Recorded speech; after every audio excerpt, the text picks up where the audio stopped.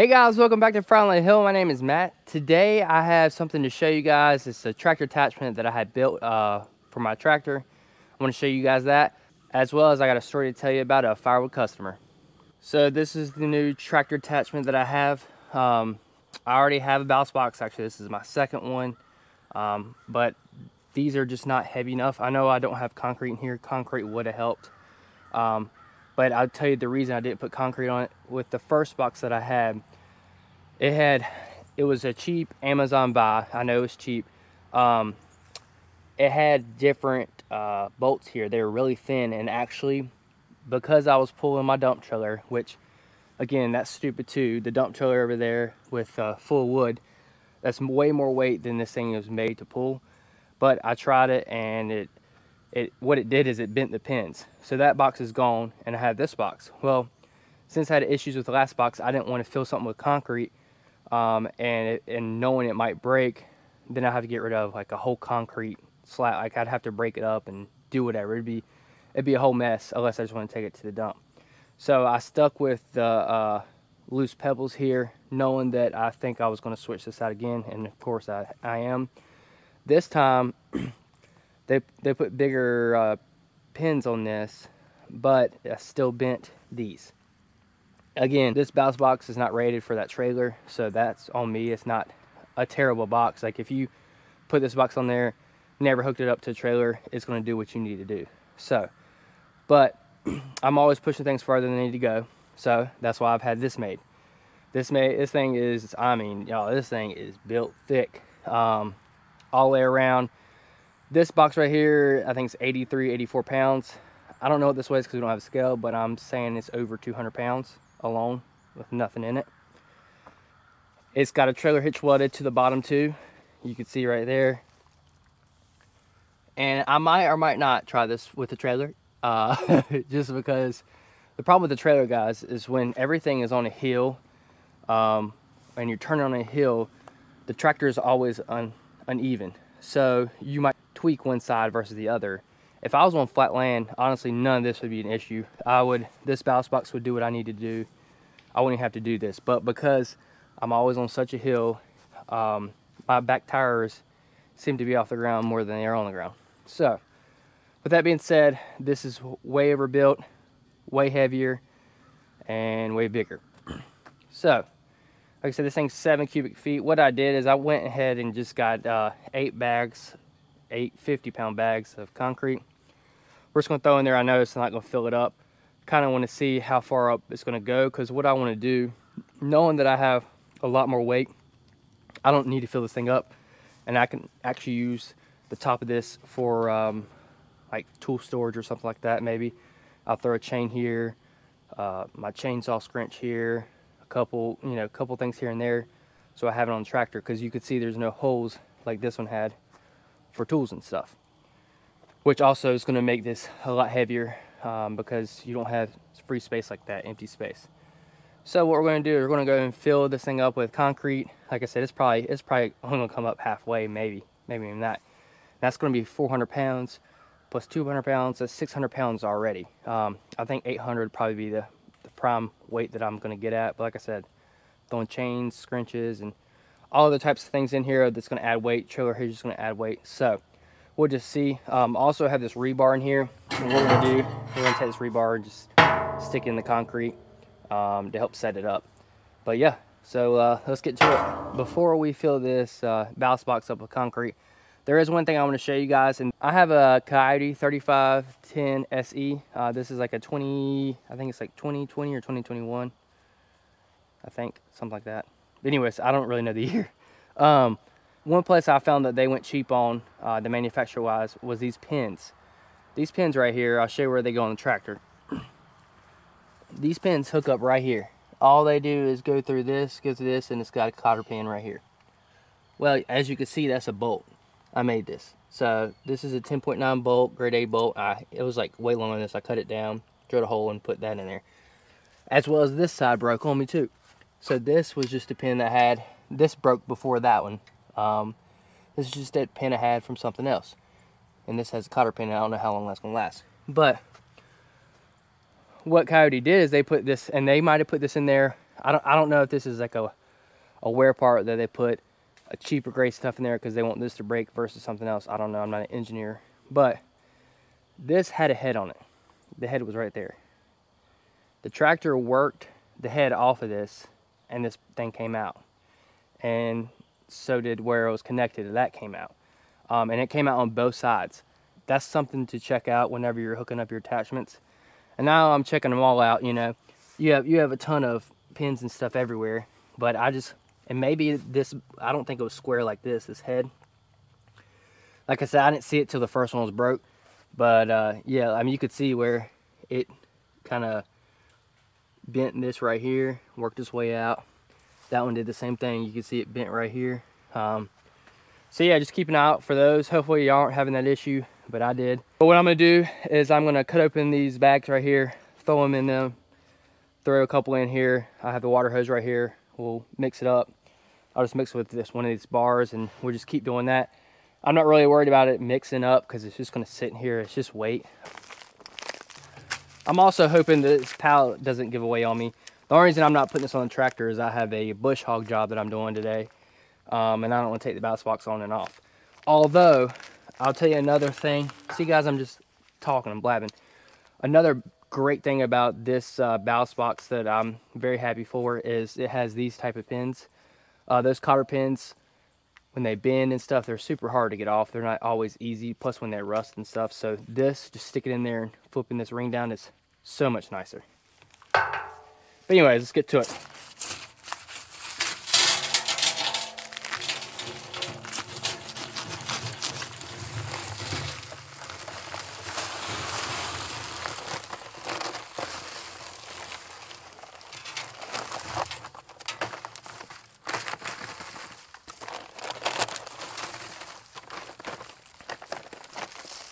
So I'm sure you're gonna ask how much this ballast box cost me. Materials and everything, 475 bucks. That is obviously higher than if I was gonna go buy another ballast box. But this is exactly what I want. This is exactly what I need. The ballast box from Titan, I think is the closest one to this. I think it was like, I don't know how many cubic feet. It was a little bit bigger than that one, and it looked heavier duty. But you're still talking about $400 or $500. I think it was like $450 plus tax. So you're actually paying more for that one than this one. But I know they have sales, so you can probably get 25% off. But yeah, I think this is definitely way worth it for me. Like I said, a lot of people aren't going to have the same issue I have, but this is something. Like, there's so many times that I've had to throw the tractor in full drive when I shouldn't have had to because the back tires are off the ground.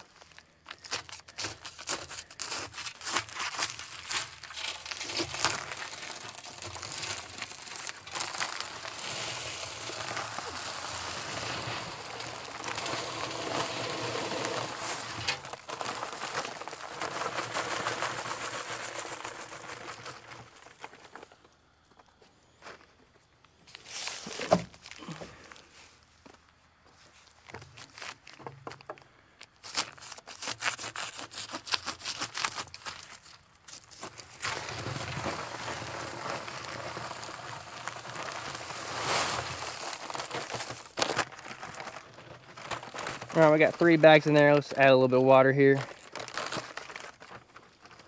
I'm not a concrete person.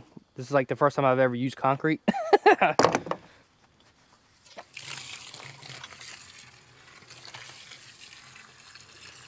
Another thing to think about too with weight is we're adding weight with water.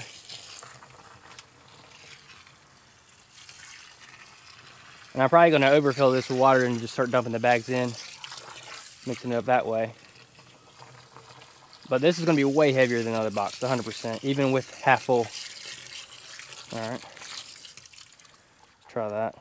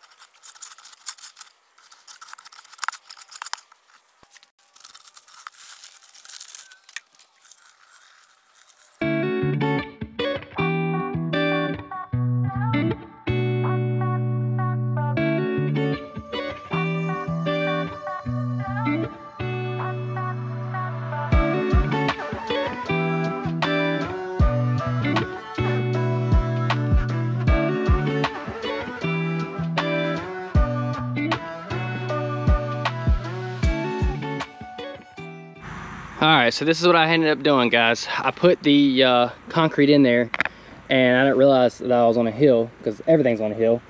But the concrete started slanting down, so what I did is I hooked up the tractor with the 3-point hookup here, and we got level. I got 4 more bags of concrete, so now we have 12 bags total in here, and it's not even all the way full. We could put easily 4 more bags, maybe more.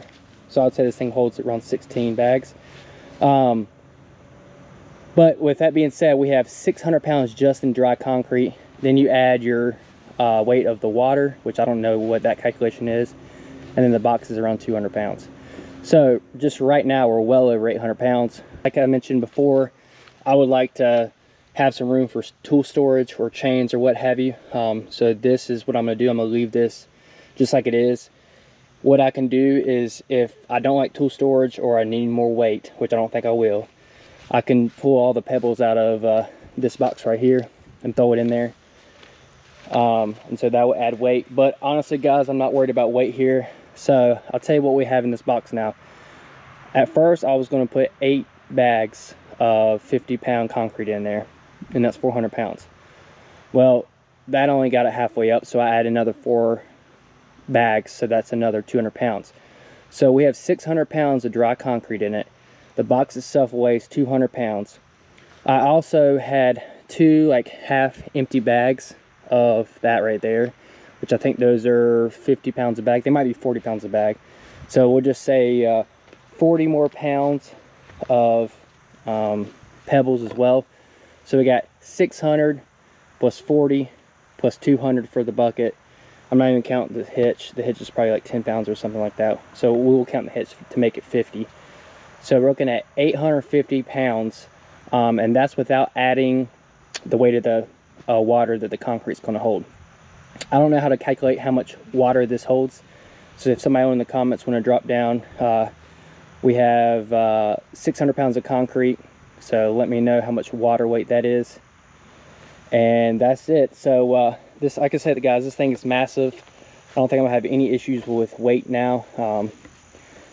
I really like the idea of these feet here. My welder actually designed that or made that happen, because he's right. If I set it down, I'd have to take the hitch out, which I had to do for that one, and it was always annoying. So this way, I set it right down and I can leave the hitch on. So that's the plan with the ballast box, guys. I'm super excited about it. I'm just hoping that this helps me drive around in 2-wheel drive a lot more. My biggest problem, obviously, is my wheels coming off the ground. But when I'm over there getting wood, IBC totes and stuff, I should be able to pick an IBC tote up, a dry IBC tote, and drive around in 2-wheel drive. And I cannot do that because I'm having to back up a hill. So I'm hoping this extra weight will put enough pressure on the back tires that I could get up the hill without putting in 4-wheel drive. And the reason I don't want to put in 4-wheel drive is because I'm having to turn a lot on the pavement.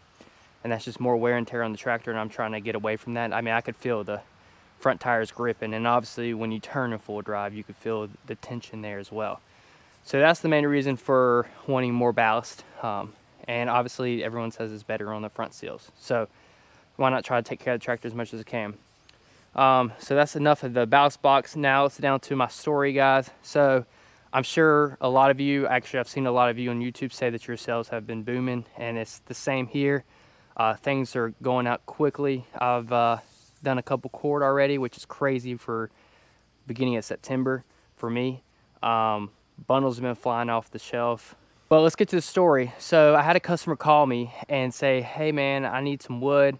I just got some wood from a guy, and it was terrible. And I was like, well, what, what's the issue? Trying to figure out, if the customers are being really picky, or maybe they really got Jewed. And it turns out that he got Jewed pretty good. He ordered a half of a cord, and it was brought to him in a truckload. So I know, and if you and Fire would know, a 6.5 foot bed or smaller is not going to bring a half a cord in a truckload. You possibly could get it in a 8 foot bed if you stack it, but this was not the case. It was a 6.5 foot bed. And when I went there, because I delivered a half a cord to him as well, I saw the stack, and it wasn't even a true face cord. Now he says a lot of the wood was junk. It was a bunch of like scraps and stuff that he already burned, and he says even adding that in there, it's not even a full face cord. So he paid a half a cord price for not even a full face cord, and he said it was crap wood. So needless to say, I went over there and delivered my wood, and he was super happy. And the only reason I say I try to feel out if he's picky or not, there are some customers that are extremely picky, and I just choose not to be involved with them, because then they're going to pass your name around in the mud. But this guy was just upset. He talked to the person who's delivering the wood, and they said that they can't do anything about it. They're not going to bring him any more wood or do anything to help the situation. So that's a no-no too. So first lesson with this is, you know, people know the size of loads there, or they should know the size of loads. Make sure you're bringing the exact amount or a little bit more. A lot of times I throw a little bit more in there just because I know in my mind I didn't screw the customer. Customer service, honestly, this guy could have won this customer back if they came and delivered more wood, but they didn't even show any care in the world. So now this guy's going to go put their name in the mud. And the second lesson I learned from this, which is crazy, this guy was only a street over for me. So I have a roadside stand, I have a flag out there, I sell wood. I've been selling wood for, I guess this is my 3rd season, and a guy 2 streets down doesn't know I'm selling wood. So he bought this wood from another city. So it's just crazy to think that, you know, people even 2 miles from you don't know that you sell wood. So that's the reason I kind of put my flag back out, is just so like people know, hey, here's firewood, here's this. We often think that in your area people know you sell firewood, but they don't. And that's why, you know, putting flags out, passing flyers out, marketing is a great tool. I mean, wood sells itself, and I have no problem selling my wood, so I don't pay to market anything, because I'm going to sell my wood regardless. But it is baffling to me that someone 2 streets down didn't know I sold wood. So it kind of made me think like, hey, maybe I need to put my name out there in ways that's, you know, cheap. I'm not trying to go buy a banner or a board or anything like that. It's going to cost more money than what it's going to give me. And because like I said, I sell my wood every year, so I don't need help selling. But I thought I'd just share that experience with you guys, because I mean, we hear it, you know, people deliver wet wood, people don't deliver enough wood, people deliver crap wood. And honestly, like if you did that, and if you went and, you know, made it right with the customer, they're gonna come back to you next year, you know? Like, it's customer service that the person lost that sale on that, and that's why the customer came to me. But so my takeaways from this, guys: take care of the customer, do your best to do it right the first time, but if you don't do it right, get it right, fix it. You made that problem, so fix it. And secondly, advertise, put your name out there, whatever. Like I said, I wouldn't go buy a billboard or spend a bunch of money on it. But I mean, you really do have to advertise, because people right down the road don't know you sell wood. So anyways, guys, that's what I got for y'all. Thanks for watching. We'll see you next time.